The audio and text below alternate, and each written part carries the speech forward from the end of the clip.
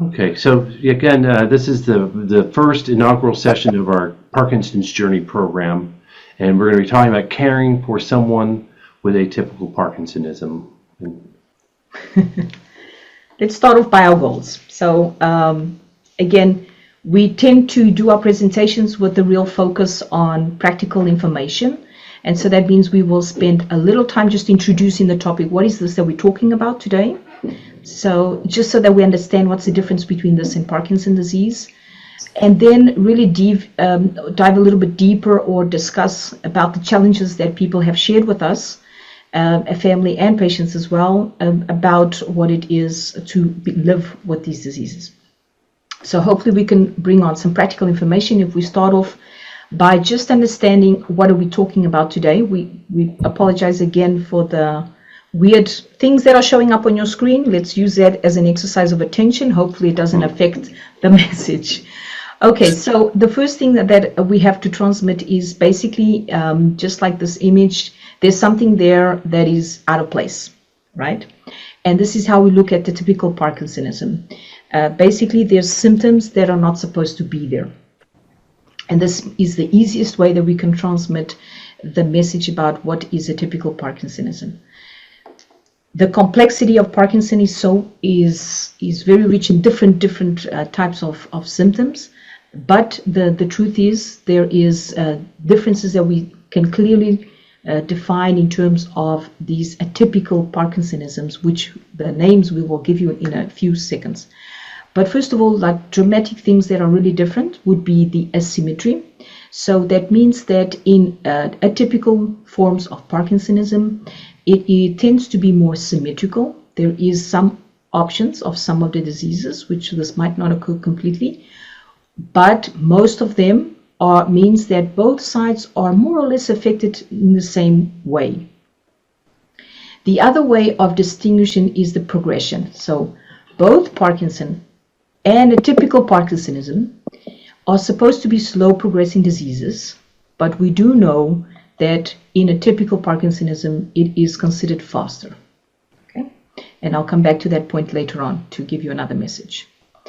We also know that in terms of symptoms, people will have more severe impact of certain symptoms like postural instability, which is balance issues, swallowing, and what we call autonomic dysfunction, which will be like hypertension and other symptoms related.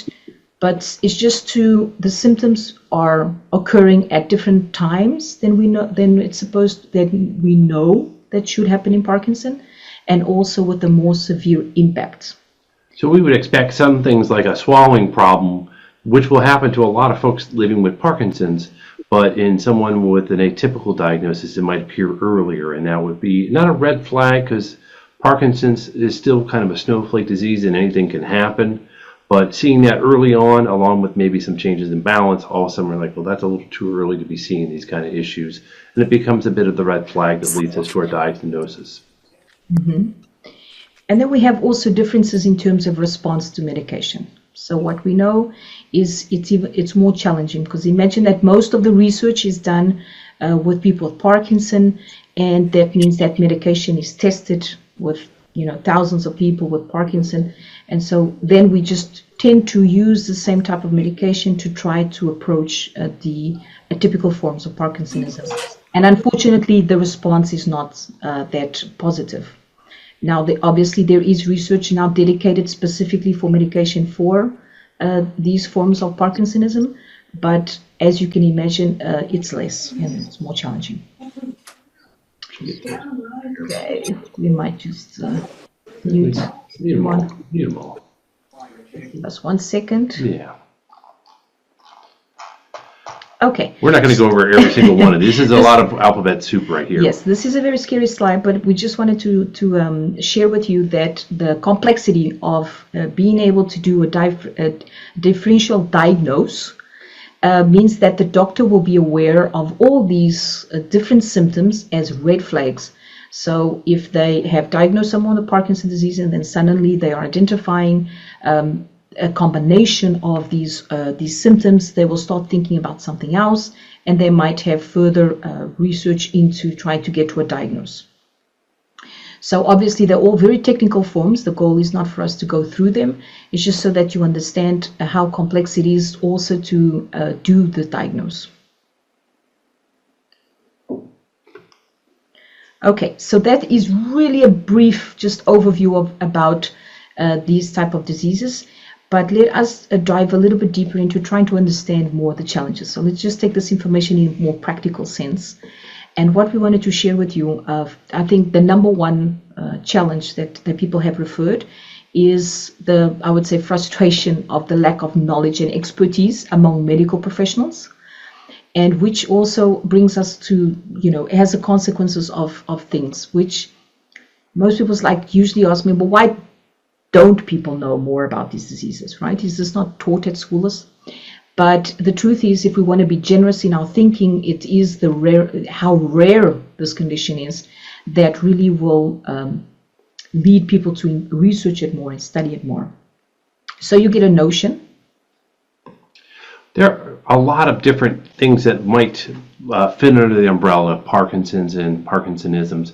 And when you start looking at idiopathic Parkinson's, the traditional straight-ahead Parkinson's that responds well to the medications that most people are diagnosed, that's 1.2 million people in the United States, maybe 1 million. And then you go over to that yellow bubble, and that is where all the atypical Parkinsonism, and kind of leaving out the dementia with Lewy bodies or the Parkinson's disease dementia, that's also another 1 million people. But all the other ones are vanishingly small. So PSP, Progressive Supranuclear Palsy, is the most common, and it still only affects about 30,000 people in the United States. Now, the diagnosis isn't very solid, and so that means that you might have a situation where it may be underdiagnosed. I think that's certainly the case for CBD, but still, it's way, way less prominent and likely to be seen by the average healthcare provider than Parkinson's disease itself. MSA is the second most common, and it comes in at somewhere around 20,000, 21,000, could be even lower. It's one of these things, again, where the diagnosis isn't always very, there aren't enough experts to catch it all the time, and it may be out there and we don't know about it. And then the corticobasal degeneration or corticobasal ganglionic degeneration, and you can also have a corticobasal syndrome. That we're talking like 2,000 or 3,000 people. I mean, in my time, in my almost 20 years, I've seen it exactly 3 times, and one of it was very recently. So it's not that common, and so it wouldn't be that uncommon for a general healthcare provider, someone who's not specializing in Parkinson's and related disorders, to be unaware of it, and it's important. I was going to share with you that when I started working in Parkinson, I started working at a Parkinson Patient Association. And that means, this was 20 years ago, where referral was very less didn't even exist. But basically because of the difficulties that doctors would feel that to be able to help people living with these diseases, they would refer to the Parkinson Patient Association. So most of the times I would be treating a lot of people with these diseases and I wouldn't even know, because they wouldn't even have that diagnosis.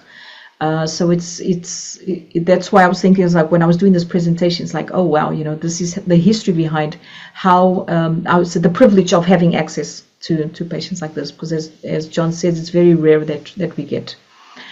These are just for you to get an image. There's people that we will be showing that all have the most common one, as John said, was what we call PSP. Progressive Supranuclear. We just wanted to, the list is very long, as you can see there on the right. And growing dramatically. My gosh, we were doing some of the research. It's like there's so many subtypes and phenotypes now that weren't around even 6, 7, 8 years ago. Yeah. So if you see, even like in MSA, then you have MSAP, which is more Parkinsonism, or you have MSAC, which is more balance issues. Mm-hmm. So even inside each one of them, you can have subtypes. So just highlighting how difficult it is for us for us and for the doctors to be able to identify exactly what we are doing and giving a direct diagnosis. And this obviously leads us to, as I referred to, less limited training in these areas, and obviously also less evidence. Yeah, I mean, the difficulties or the impact, right, that this will have is about the diagnosis, the time. So most commonly, as I was sharing, people will come in and they will say something like Parkinsonism, right? And I started asking, so what did the doctor tell you exactly? Did he say Parkinson disease or did he say Parkinsonism? Because of the challenges of giving an accurate diagnosis, until the doctor is absolutely sure, or most doctors, in terms of good practice, will hold on to that diagnosis until they're absolutely sure. I can imagine nowadays even more so, because we know that people will directly go onto the internet. But all this time in terms of diagnosis may take some time. There is there's limited tests that they can do to get accurate diagnose. I know, for example, for MSA, there's specific readings that you can do in MRI, but usually those differences that specifically tell you that it's different from Parkinson may show up only 3 or 5 years after the diagnosis. So even that makes it challenging. So I think the impact that we want to discuss here is this means that people are taking a long time to get the diagnosis. Sometimes they might not even know the difference. And then accessing people that actually know the diagnosis is also a challenge. Yeah, and I think your point about the doctors being unwilling to entertain possible different diagnoses until they're sure is really important, because I remember being at an educational program in France, and there was a really great Portuguese neurologist, and he said, my job as a physician is not to transmit my uncertainties. Oh, it could be this, it could be that. These are all very challenging diagnoses until there's certainty, and there's a certainty in the way forward. It's not valuable to opine that, it could be this, it could be that. Mm-hmm. Right now, we just want to get to what are the symptoms you're dealing with, and how do we address them. And if we get to another diagnosis, we'll deal with that. But for now, we just got to deal with the problems at hand. So what would happen in terms, as a therapist, I can share with you, it's like I realized that there were some people, for some reason, weren't answering so well to the things that I was applying. And this is how I was gaining knowledge. Like, wait, this is finding, the right response, the right type of treatment, having to adapt continuously. So it was almost like working blind. Now it's much easier, obviously, because the doctors are sharing more. People are also requiring that, which is good. So we have more proactive patients and families really insisting on wanting to know what's going on. And so I think another thing that we could highlight in this diagnosis process is imagine the person living with the disease and also the family have somewhat already come to sense with the diagnosis of Parkinson. And now suddenly things are not going so well. And then for some reason, and now they get a different diagnosis, which means that the whole process starts again of going onto the internet, trying to get more information. So I think this is also the shock of changing. Now that I know everything about Parkinson, now suddenly I have to go and learn something new, right? So I think that we can totally understand how frustrating that must be. Finding those resources and finding support groups that focus on it and everything like that.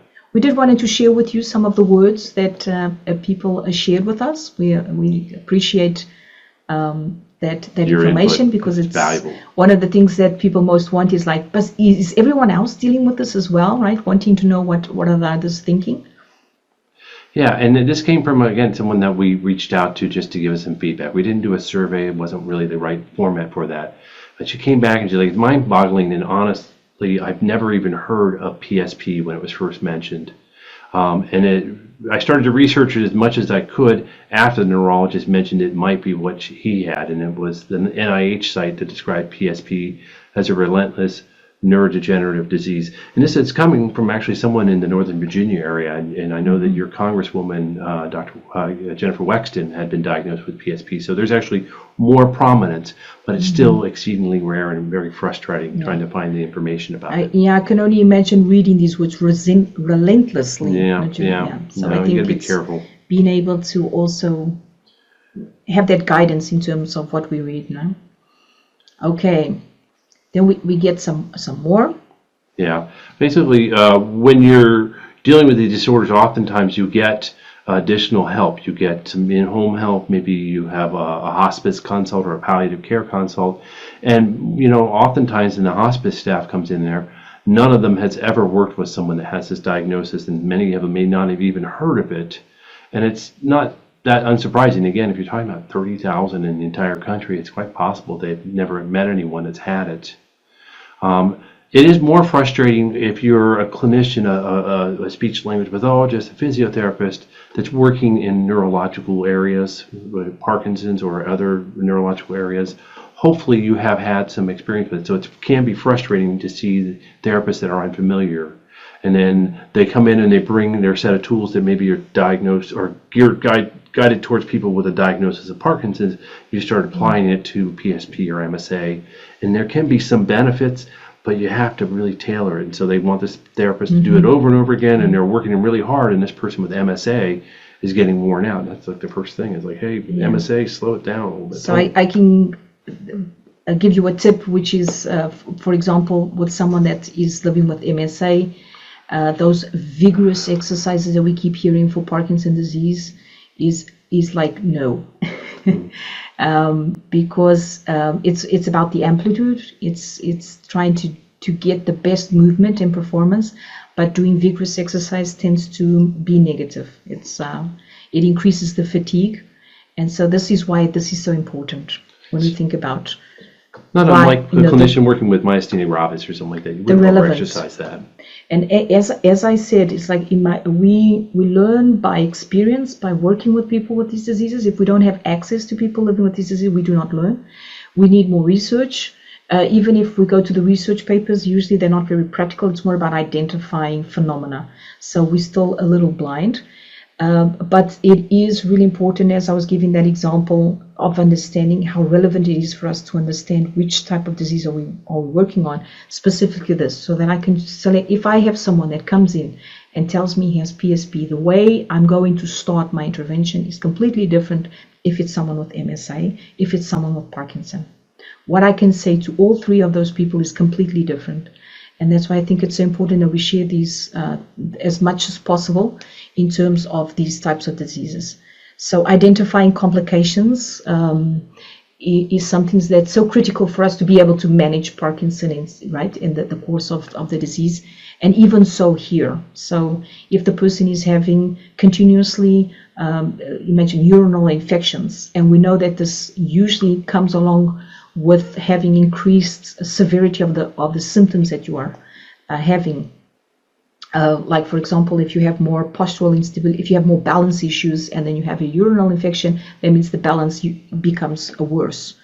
And so it's just being able to identify that these things can typically happen more in MSA versus someone with PSP is very helpful to guide families as well in the perspective of the therapist, but also the families, and giving them that information. And I think setting realistic goals is very important. I must say I failed so many times, saying, no, of course everything's going to be all right. And I think we have to be very specific about what we can achieve and guide people better. And we will give you some examples on that as we go through this. I find it's a lot more about strategies rather than like, this goal. It's like, no, how are we going to get there? It's possible, for sure. I must say, of course, we can help. But we can help if we set realistic goals, right? Okay, so what can we do about this need, that we said, okay, the lack of knowledge, and we were reflecting on this, and it's basically, if we think at a collective level, what we need is for families and people living with the disease to get together with their associations. I'm very connected to patient associations, and I must say it's there that we can get more people that are living with this disease, and we can fight for more resources and greater awareness. So I know that these type of diseases usually isolate people a lot. Luckily for us, we have technology now. We can come together more easily, because obviously asking someone to come to the association every Thursday, every Friday, it can be quite challenging. But just bringing out there, if you are living with these diseases, if you can access an association, even if it's international, the numbers are so small, we need to get everyone. Mm-hmm. And then at an individual level, I must say, like, for example, the first time I got someone with, it was Lewy Body Dementia. and I had never heard of this disease. This was maybe like 15 or 20 years ago. And the son, I was honest with the person. I said, I haven't heard about it, but I'm going to go study. And the son comes in the next day, and he brings me a book. And that was very helpful because it was like my Bible, right? And at night, I would always read the book, and I studied it like a lot. So that was very helpful because by the time I would access the book and access the knowledge, I've already wasted a lot of sessions that maybe wouldn't be useful to them. So I think there's a role for the families and the patients to be able to also proactively help the teams to be more educated. And it's nowadays we're very open for that. I would actually say a red flag is a therapist or someone that does not want to know. Or assumes that they already do know. Yeah. I know it looks just like this. There's too many things out there anymore. Yeah.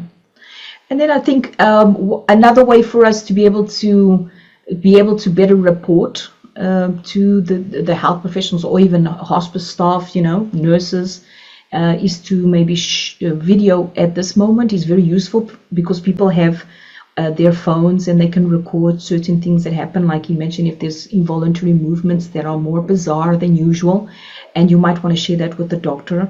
It's probably more useful. They can see it instead of the description that sometimes we might fail in terms of what we are writing. We might say it's tremor, but it's actually involuntary movement. So that's a good example. So it was just one idea that occurred that maybe of things that we can do about it. I don't know how many times someone has described a dyskinesia, which doesn't really fit here, and it actually was a tremor or something like that. So, but I don't think it's like people are getting more and more education, but it's our job as as health professionals to help you use the right words. But you do not fail if you do not use them because you're very good at whatever profession you do. You're not supposed to know all these terms, right? It's where pictures. So I think a good video says everything. Yeah. Okay, so if we jump on to number 2 that we have identified, and which is, okay, so here I am, and we are giving you this tip. It's like, try to educate as much as you can, your friends, your family, your healthcare team, if you are able to. But the problem now is, okay, what type of resources will I use? And this is where we wanted to share with you a couple of resources. Well, kind of staying with a theme, we always like to shop local first, especially if you're working with a neurologist. Hopefully you're working with a movement disorders specialist. And I would say that if you have a diagnosis of atypical Parkinsonism, it behooves you. I think everyone with Parkinson's should also work with an MDS, but these are rarer, more difficult disorders, and you really need to work with a movement disorder specialist. And you might as well look on their website. Sony does a great job of keeping things up to date there, and see what they're saying, because this material was put together by their team. And so if you go to the ipmdc.org website, they actually have a page specifically on PSP and MSA, and those are a good starting off point. And again, referring your clinician to that is also going to be a good beginning point. Mm-hmm. I like how it will be, if you are working with these doctors, using common language. And again, it's like reducing the noise between sometimes I'm saying something, the doctor's understanding something different. Yeah, you get to see their perspective on what they're looking at. I think an organization called Cure PSP, which the name does not imply, also works with individuals who have had CBD or MSA diagnoses as well. I think it's one of the best organizations, and I've been aware of them for more than 15 years. I always like this guide. I send it to anybody first. It's what every social worker, physical therapist, occupational therapist, speech therapist should know about these disorders. It's a nice overview. If you have someone coming in to work with you, or if you have a new team, this is the first document I would give them to onboard it. However, Cure PSP also has a lot of great information for people living with the diagnosis and their care partners, and they have other healthcare provider information as well. I think it's one of my favorite organizations, and I thought they've been punching way above their weight class ever since I met them many years. They did a collaboration with the Parkinson Foundation maybe 2 years ago, a year and a half ago, and they made a set of materials from the Parkinson's Foundation for health providers. So this is a continuing education program. They've also iterated it into a podcast as well, because they're modern. Actually, Dan Keller's been doing great podcasts since 2016, so it's really good material. And those are things that, again, if you have someone on your team, you might say, hey, this is free. You can get this information from a pretty well-known resource, and it might help you understand what's going on more with my loved one or with me. The International Parkinson and Mood Disorder Society, or the MDS as we call it, is the largest governing body for healthcare providers of all stripes, starting with doctors, but also allied health clinicians. And they have a lot of materials available for educating us on the different types of Parkinsonism and how to address them, including some ones we're not going to really get into today, like the ones that are caused by metabolic disorders or drug-induced or vascular and stuff like that. So MDS is a great resource. I'm biased because I do a lot of work with them, but I think they're excellent. And then there are great organizations that are really focused on people living with the disorder and their families. And Mission MSA is a great one. There's another PSP organization in the UK that does well. And then Cure PSP does a great, it used to be called the Family Conference. Actually, I presented at a couple, or one of them actually, 2013, 2014. They do something every year in a location. Now they've made it into a hybrid program, so you don't have to fly out. I think this year it's going to be in Detroit. And it's a great session where they bring in a lot of providers that really know what they're doing, and we all talk on our area of expertise. So it's one of the better ones for families. We do want to remind you that we will share with you the slides, so you can access and come back to this. Yeah. There is a comment in the chat that I just want to say that it is helpful to remind us to describe symptoms with medical team in order to agree on what the symptoms really is. And I think it's nice. It's nice if you are in your neurology consultation and say, okay, doctor, what would you like me to monitor, right? So that you are agreeing on it. And what would it look like? And the gentleman is sharing that, for example, my tremors are frequently perceived internally, along with my nerves, not always seen externally. So it's just the way what is relevant for your clinical case can be like organized with the neurologist on what is relevant for you, so that you're not registering everything, right, and reporting on everything, taking so many notes. In that, those hidden tremors, those internal tremors are one that I think, again, hard to communicate. So you got to find a healthcare provider that you can have a back and forth with. But I'm glad that you've managed to find a conversation with them. Not that common, but when they are, you want to be able to address them. That's good. Okay, so our number 3 that we have highlighted or identified is, of course, the severe impact that we mentioned earlier on key areas. Here is only 4. There's so many. The list could be so a lot, but obviously in our goal for this hour was to give you an overview of things that can be very specific and how and guide you towards the places where you can get more information. So please forgive us if we're too brief. Each one of them would probably be an hour. We do want to highlight that just like a Parkinson, there are crisis situations.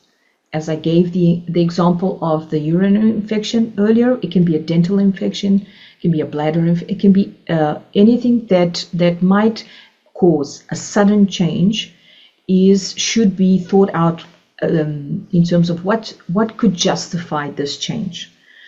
Because the person was walking fine and then suddenly starts falling more frequently.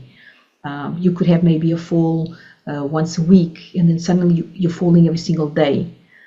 Is it constipation? Is it something that could justify that is happening?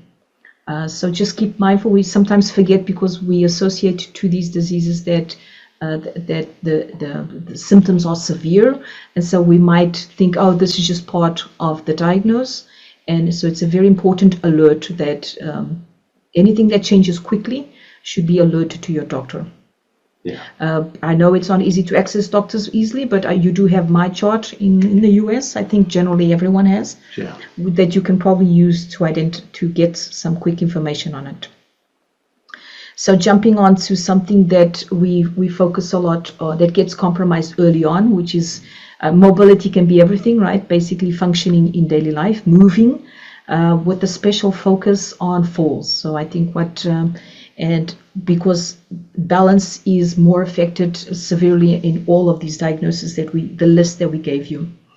This is just a quick example that I always like to give some hope. And this, when I start, as I mentioned, when I started, there was absolutely no research paper on any of these diseases, and you can see here's a list that's growing in terms of even in non-pharmacological interventions regarding, for example, PSP is one of the main ones that are now being researched with different things on aspects of exercise and trying to understand it more, and some interventions as well. So not to go into depth, as I said, we want practical information. So jumping forward, I did want to highlight one of the papers. Did a nice job of trying to identify, the main differences between Parkinson's disease and these 4 different diseases that you see here. One thing that highlights is, for example, a broad base. So one of the characteristics in Parkinson's disease is that people tend to have a very narrow base, which means the feet are more together. Even when you're walking and you're having good space between the length of your step size, yet the base is still small. And that is usually one of the causes of balance issues. And one of the strategies that we teach people is like, try to train you walking with your feet more apart. So remember the space between your feet and how you have to have extra space in between it. So I usually say have an extra foot in between both feet, always. But if I get someone with PSP and I'm working with them, I'm usually actually training the opposite. So I'm telling them to come to be able to narrow their base more so that they are able to walk better. And they might even have a phenomenon which may happen in Parkinson, which is freezing, very typical to happen in PSP. And it's basically because there's such a broad base that the body cannot even take a step forward because it's balancing from one side to the other. So this is a major difference, as you can see, of what a therapist is going to be teaching one person versus another. It's literally the opposite, right? Like I'll be training flexion, I'll be training people flecting forward, which is kind of weird for Parkinson, right? Because in Parkinson, we are always putting upright and opening up and nice big movements. And maybe in someone PSP, I will be working on something different, which is really the flexion of the body forwards so that the person is able to get up from a chair. So as you can see, this me knowing which diagnose that I am approaching, it will help me better or get more results, or at least not waste people's time with things that are wrong. Okay, so I have, just before I go into here, I have a comment here on the chat that says, I fell to the floor on New Year's Eve. When I fall to the floor, I can expect problems with balance for 3 to 6 months. Okay, so sometimes I can share with you, I've had someone, I usually ask people to register the number of falls. And in my early years, I had someone that actually registered 31 falls in one day. This is dramatic. Because at that time I was like, but what would make someone get up more frequently? It's like after 3 falls, you're thinking you have a bad day, right? And so it's interesting because it's the impulsivity, which is very characteristic in a person with PSP, which makes it hard for the person to learn with the fall. Which means the family usually suffers a lot with this, because they say, I want you to sit down here for a minute and I'll be right back. But if the person has something in their hand and for some reason it falls out of the hand, and the person will instantly just want to get up, and then he falls. If the phone rings, the person will get up and fall. So it's I know I see the frustration of the family, because they say, but I tell him over and over not to get up, and I said it's automatic response. He cannot help it. He's not doing it on purpose, right? And this is an important information to pass so that the family also doesn't, the fatigue, right, of the family, the burden. I'm sorry, I was looking for the right word. So yes, I can understand every fall that we have makes the system have a shock. And so it's like when we have a car accident, maybe for who doesn't have this there's always the memory of that. But hopefully we can think about solutions. When I think about PSP specifically, my first goal, if I have only 1 hour with that person and I will not see them again, I will focus on the family. And specifically for what I just mentioned, which has to do with learning, the capacity to learn automatic movements is highly compromised. So I can teach someone in Parkinson, for example, to how strategies to be able to get out of a chair. I want you to put your feet back, I want you to bend forward and then come up. And these strategies are usually very well received. People train them often and they use them. In the case, for example, of someone with PSP, that learning is compromised. And so we can teach over and over and over. We should train it the same because we need strength in the legs anyway, and we need mobility. But for the family, it's very important to work out. In this case, I was filming on purpose to give a video to see, look how the person was coming up directly onto his right. See that? And so we want you to push onto the left so that you can get a safer coming up. There is a tendency to like push the person pushes himself too quickly, and then they tend to fall back, and then there's a risk of hitting your head against something in the back if you have like a wall or something on the. This is very dramatic because most falls happen in transition in these transfers. And so we will focus on teaching these tricks or how to facilitate the care partners so that they don't hurt themselves as well, and also to reduce the ongoing support or stress that ongoing support can bring. So that would be my number one goal. And then obviously I would say immediately, I usually say things that people don't want to hear, but in this situation, as I told you, 31 falls in one day. This is the characteristic of PSP, it's the falls, it's a frequent falling. And the falling is usually backwards, which if we fall forward, we can still try to protect ourselves a little bit, but backwards, that means we can have head trauma. And for that, we have different protective gear that I've only had once, one gentleman actually accepting that strategy. And he showed up at the association with this helmet. It was actually pink, so it was kind of funny. And then, but he didn't lock it. So close it, am I saying it right? Yeah, he didn't put the clasp on and it. I said, I don't think it's going to serve its purpose if you don't lock it, right? And he said, well, it's just too hard to lock it and unlock it. And I said, oh, God. We find these tragedies and then we don't think about these details. So yes. Then there's, in the other image that you see there is like hip protectors. There's controversial evidence about this. And this is about protecting your hips, about hip fractures. But, in doubt, why not? If it's comfortable enough, at least it's an extra layer of support. Again, our concern is how dramatic people fall. So it's the whole body that's falling and backwards. And then modifications that you can do in the house, like for example this that you see here in the image. And there's endless strategies and ways that therapists can help you find these tricks that you can use. Occupational therapists, specifically in the US, do an excellent job of coming into the home and making these modifications. And Nancy, if you want to add in anything, please just jump in. And then I want to give you another example. Goal number 2 is to keep people active, right?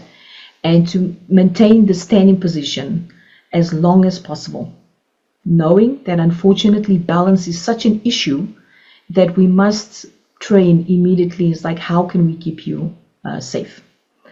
And this is not like in Parkinson we can train and gain and recover balance much easier. Unfortunately here, as I said, realistic goals. We want always to give people hope that they can get better, but we must be honest and we must be transparent and help people protect themselves from these traumatic falls, because usually it's backwards, right? So if we put the video, it's just different things that we can try. This is someone that with PSP, and obviously different phases. I apologize. I know sometimes this cannot be a happy topic right? These are complex diseases. So it's obviously very difficult to see people with rigidity and with such difficulty. I must share to the families, I usually say there is a symptom which is apathy that's related to PSP, which means most of the times people look more depressed than they really are. The suffering that I see with someone with MSA is more significant than I see with PSP. Okay, so I'm not disvaluing it. I just want to highlight that because of the apathy, the person doesn't tend to be suffering so much. I don't know if it's incorrect to say that, but I just wanted to share that's the perception that I get. I'm just going to look real quick here. I'm going to get into some of the speech stuff here in a minute, so okay. I might say that, yeah. Now, the third tip would be, okay, so the person, as we mentioned before, so the person might be already doing exercises, they might already have a diagnosis of Parkinson's disease, these things that you already know, and how applicable are they or not to, for example, PSP. I'm giving you this example concretely. If we play the videos, you can see this gentleman.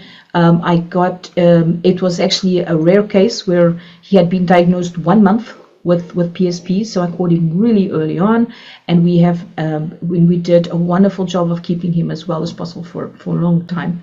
And obviously what you can see here is different amplitude movements of mobility of the trunk, just trying to keep the person as rigid with less rigidity in the trunk so that mobility can be easier, and also to facilitate the help from the care partners. So different things we can focus on would be home, creating exercises. This, you can have physiotherapy in the home. This is what happened here specifically, this type of exercise that you are seeing on the left. Please do not do any of these alone, again, because of the risk of falling. But it is something that if you are able to get that support, that will be the focus of doing exercises in standing. I'm using a lot of balls, as you can see, because there is a difficulty in the vision of in PSP. The person has like a surprised face, and it's very difficult with paralysis, in the eyes of looking down. And so in order for us to keep the person as mobile as possible, we focus also on exercises that will stimulate the movement of the head, and the balls are usually a good example. Okay, jumping quickly onto MSA, which is just, we highlighted how it can be different, it can present itself very differently. If I had to highlight one thing, is the cognitive challenges are much less, or considered much less compared to Parkinson, compared to PSP as well, which means sometimes people might be more, the image of more having more difficulties, and then other people might misinterpret that. I see this often. So it's the stigma of the person's not moving or taking long to respond, and then people associating that with having less cognition. And so the person is always listening, and sometimes therapists commit this mistake. So here's another gentleman.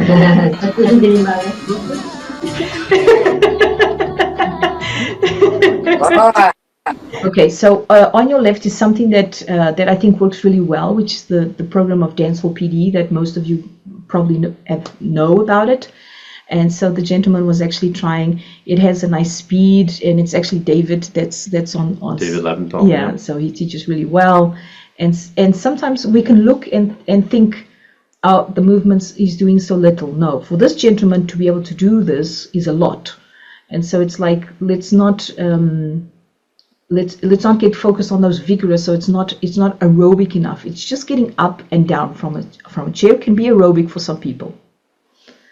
So I think it's definitely a good recommendation that I would have. And then obviously on the other side, it's just sometimes people are participating in their activities. Oh, this was just us having fun. And then so faster movements, as some of you might be aware, I do dance as well. I think it's one of the best therapies that we can do, especially for the aerobic component.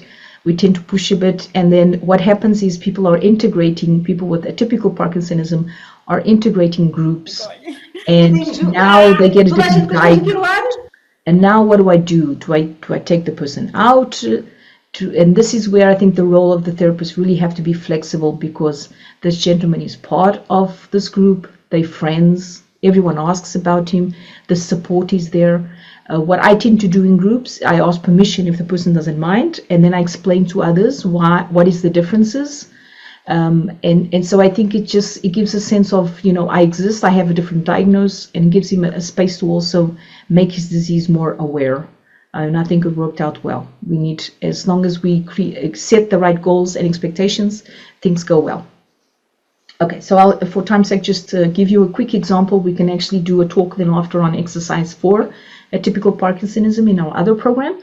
But for now, I did want to give you, if you have access to physiotherapy, there's different things, different options. So it's not like we are much ahead now than we did in the future, than we were in the past. So different versions of working on balance, and obviously, yeah, these are just examples of enthusiasm. If you are traveling to a gym to do exactly the same thing that you can do at home, I will honestly say that the effort of getting someone into the car and transportation is such a challenge that obviously make sure that the effort is worth it. Okay, so the therapist should be doing something that you are unable to do on your own or with support. And this is just an example. And if in this case is obviously having someone coming into the house is probably the best option, because that's where you train your couch, that's where you train your bed, right? And the size of the bed is always different of what we try to mimic in the gym. And this is the gentleman receiving like really balanced training and very specific things. He is quite big, so which means safety is we could never ask the family to do such exercises. So anything that we can teach the family is good, but we must be careful with the burden and the overload and the physical load of these type of therapies. Okay, so I hope that gives you a glimpse. I will finish on, yes, I've had experience with some corticobasal disease, which is very challenging. Sorry. And I must say, I wanted to show you this video because this was about maybe 18 years ago, this one here, where I'm working on the person's hand. Now, one of the characteristics of CBD that can happen is, in maybe 30% of the people, it's not in all, is this a very marked asymmetry. So this is one side is really affected, and there's this term that's used which is alien limb. So it's almost like the hand has a life of its own, and imagine you are grabbing onto a cup with your right hand, and then your left hand is actually doing the opposite, right? So there might be, it's a phenomena that is described in this way. And here I am, an enthusiastic young therapist, and I'm trying to recover the hand. And I share with you, because if you ask me, would I do this today? I would say, no, I would not. Luckily, I was fortunate enough to be working with this gentleman in a very intensive program. We do about 2 or 3 hours, 3 times a week. So I had time to learn about it. But what I would do now is probably mobilize the hand, yes, so that you wouldn't have pain. So the focus is to increase mobility so we don't have pain. But being realistic is trying to recover the function of a hand that has no potential to recover. It was not smart. And so this is where, if we invest, imagine I only had half an hour with the gentleman and I was wasting his time doing that. You know, how that's sad, right? So the knowledge has to get out, and we have to improve this expertise. When you start talking about addressing speech changes, communication changes, and to some extent cognitive changes associated with these disorders, just like Josefa was saying before, you're probably going to be modifying what you're doing. Doesn't mean that traditional speech therapy doesn't work. It's just not as impactful. It doesn't last as long. You have to do more work on it, and you have to do it more frequently. And I would say that in an ongoing way, and it's helpful to do that. Worth working on, with the caveats that with someone with MSA, you might really be careful about how hard you're pushing, because you can wear them out. And then you can start looking at assistive technologies. The Speech Vibe puts a loud noise into your ear, and it induces a reflex, meaning it's an automatic response that makes you louder. You can use an external speaker sometimes, and that'll help you provide some amplification. Or you can use actual AAC devices. I'll get into more what those are. That just means ways to use either a communication board or something like that, or actually a computerized device to speak for people. More recently, we've gotten some interest in what we call vocal fold augmentation, where you actually plump up the vocal folds and make it easier. And I'll just say that that's probably not a good option for anybody with these disorders, particularly for MSA, just because they also have some inhalatory stridor that would be dangerous or wouldn't be valuable for you. I think the one thing to do, and we get into this when we start talking about how to address this, I can help you strengthen things up. I can give you some techniques for improving your ability to communicate. And then I think it's important to look at the environment, slowing down the conversations, controlling noise sources, so don't have the TV on. Visual noises can also be a source of an issue, making sure that you're using enough lighting. I talked about personal amplification. That's a really easy way to just add some volume. And then if you're in a group setting, you want to be careful about getting a lot of side conversations because it becomes more difficult to follow all that and try to also be louder. This is something, again, with Josefa, when you're standing or you're walking and talking, that's enough load. Walking is enough energy and effort for someone with an atypical diagnosis. So don't add the talking on top of that. That could be really taxing and possibly dangerous. Stuttering is something that shows up more frequently. I see it a lot in PSP. It can show up in a lot of different environments. And so you can actually use some pacing boards where you're basically using a tap. I don't know if anybody's seen the Beach Band with Carl Beach, where he's using the tapping as a way to do that. Sometimes you can self-prompt yourself for your speech. You can use some technologies, but again, your mileage may vary, where you basically put the feedback into your ear a little bit delayed, and that seems to really improve, particularly for this festinating speech, which is when the speech gets faster and faster and more rapid. It's almost like people who have that gait where they get faster and faster and they walk with smaller steps, and then eventually they have a fall. So there's possibilities here. I think the easiest simple thing are just some communication boards. So just having a board with the letters of the alphabet and some numbers and maybe some other things, common phrases, that often helps people quite quickly. And it's something that you can print out and keep a lot of them around. You keep one in the car, keep one in different environments. If you are going to go the route of having a device that actually speaks for you, an AAC device, just be sure you're testing it. And I would say, you know, I'm a nerd. I like computers. I'm not an expert in AAC, and I would probably refer someone to someone who does AAC all the time, just so you can really get a lay of the land. In my experience, a lot of times by the time someone needs these devices, their vision has changed quite a bit, their cognition has maybe been impaired, not so much with MSA, but some of the other ones, and their motor has gotten impaired to the point where they're not always great options. But a good AAC expert would probably know that better, and I don't want to throw it out. I want to say it's a possibility. University programs often have people who do this. People who work with children often have this expertise. So find someone that really does this a lot, not someone who just adds it to their repertoire. I wouldn't dream of doing that. I think it would be unfair. Swallowing is probably the most prominent issue that I see, and it's the thing I guard against most carefully, especially at the outset. Swallowing problems are very, very common in all people with Parkinson's, and over time you have to be very aware of it. But for someone with PSP or atypical Parkinson's, like an MSA or even a Lewy Body Dementia, they're going to be more prominent earlier on, and you're going to want to be aggressive because they could lead to pneumonia and very serious consequences. So again, like I said before, with a movement disorder specialist, I want you to have a relationship with a doctor with specialized expertise in Parkinson's, because they will have the expertise here.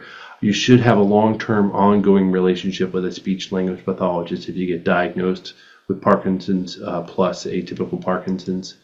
So working with an SLP and then talking to a doctor about options. This is specifically for drooling, but I would say this is also for all swallowing issues. It's valuable. I have to say, more recently, I'm finding that the botulinum toxin has become a lot better, especially with the advent of Xeomin, which has been FDA approved. And if I was dealing with drooling in someone that was dealing with PSP, I think the impulsivity and the cognitive changes would make it very difficult for me to train them on self-management techniques. And I think a botulinum toxin could be very valuable. Some of the medications may be valuable too, but if they have any anticholinergic effects, sometimes that makes the cognition, well, that always makes the cognition worse. One quick tip that I'd like to tell people before you're getting ready to have a conversation with somebody, you get used to having a habit of managing your saliva, take a swallow, and maybe get yourself more upright. Keeping a towel nearby is something you see people do a lot of times.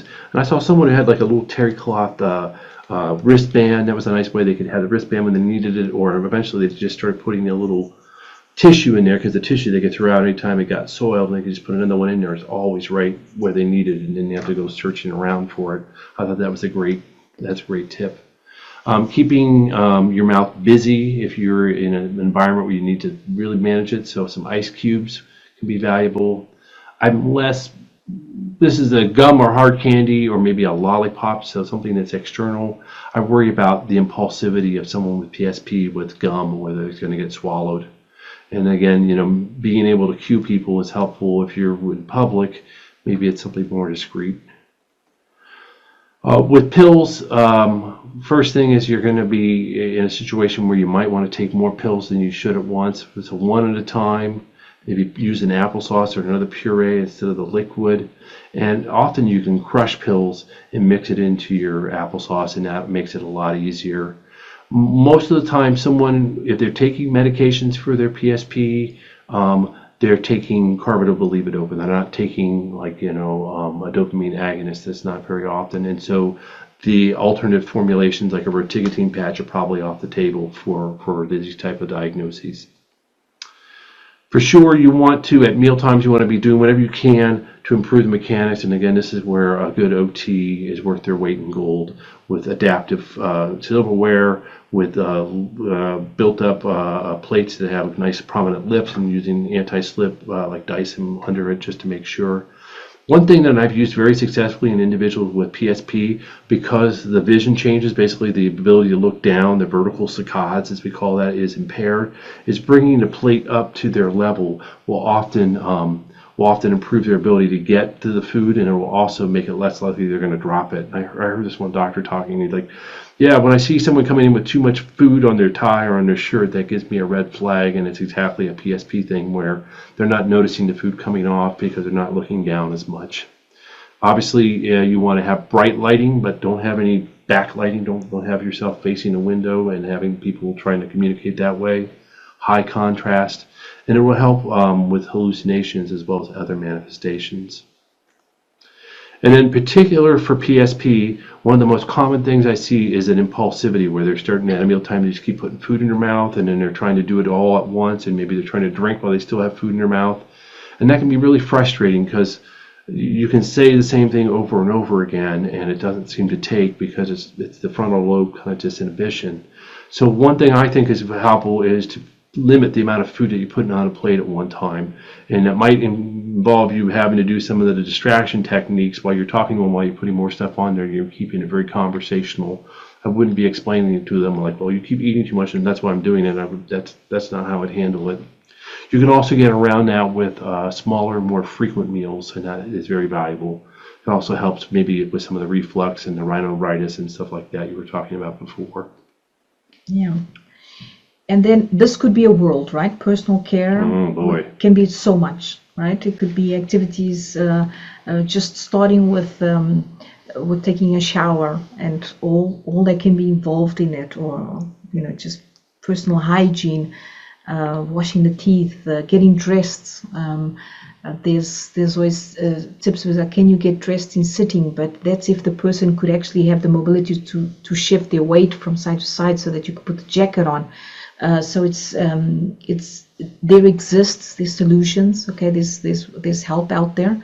I hope that you have access to it. There's so much that I could say about everything. One of the things that I want to highlight is because of people going to a lot of consultations and therapies, that one of the important things to train is really how people can do this safely, how to get into the car, that I would highlight. And I had one person say this, that COVID didn't really upset their lives a lot, because they're already so used to being in the house that it didn't really bring on something. So this is how it just shows how isolated people can be, and how much care. These are another shared. Another great email, really great insights from these individuals. And because of time, we shall just highlight that it's really about understanding that that the cognition is a challenge. So in any of these diagnoses, as I said, except MSA, but there is still a speed of process, which means the person might take longer to understand something, they might take longer to respond. And that sometimes can be very frustrating for the families to give that time. And usually you already like, are you listening to me? Do you hear what I say? So it's just been, it's not possible for me to say to be patient. That's not fair, because it's care that's 24 hours, and we totally understand that. But it's understanding that it's the cognition that's limiting that. And particularly with PSP, because one of the hallmarks are vision changes, and especially being able to look down, it could be that some of this is being complicated by not being able to read as efficiently. There's also square wave jerks that kind of influence when they're moving, and I think it makes reading particularly difficult, and it might be harder to give them information in that way. From my clinical experience of instructions, if I say it slowly, people won't understand it quickly. So I do have the experience, but again, I'm with the person 1 hour, right? 2. And then the other alert that I would say is who will play the role of alerting the person when they really love to do something and about the risks, right? So that means therapists and health professionals will tend to try to be optimistic and want people to keep doing what they're doing. I think alerting people for the risk of falling backwards with PSP, and we did play pickleball earlier last year. Thanks, Nancy. And the walking back would concern me, but it's a decision that people make, right? But that in order to make decisions, they have to know the risks. So I would be very fearful of continuing pickleball. I would load up on the pads and a little bit of protection. I usually tell people like this, I know you don't want to hear this, but I just want you to know that the risk is really, really high. At least use some protective gear. Yeah, for sure. Yes, and so we're finishing soon. It's just the question of highlighting that in these diseases specifically, independent of the 3 diagnoses that we talked about more, or the list, right? The care partner exhaustion and burnout is a real problem. And in my culture, we have this this woman that you see here in the screen, which is an excellent example of a caregiver, and she went out of it. It was amazing. I have her as a great example, and what she would say, until I can, I will take care of him until I can, and then I would ask her, but what is your limit? Do you know because you could see the exhaustion continuously, but they did a tremendous job together, and I just want to remind that it is possible, but please do keep safe. This was for the care partners now. There's a lot of physical and emotional, obviously, and I think what I highlight, this was things that people told us about sleep privation, and that's the one that I would highlight most. Getting sleep, getting enough sleep, being able to have support maybe during the night so that you can rest, so that the day can go better, so that you can have that ability to be more patient. I think I would just summarize and apologize for taking a little bit longer. But one of the things that we need in this area, what we need is to really focus on getting more educational resources so that people can get access to information and understand why things are happening, so that we can also help train more therapists and have more interest. So having more awareness as well, and obviously all this influences the process of us getting better care, right? So I think that's the main highlight. And of course, we're all fighting for us to have a friendlier society. I tend to see that that even in groups, how generous people are in understanding these diseases and trying to help. So there's hope for society.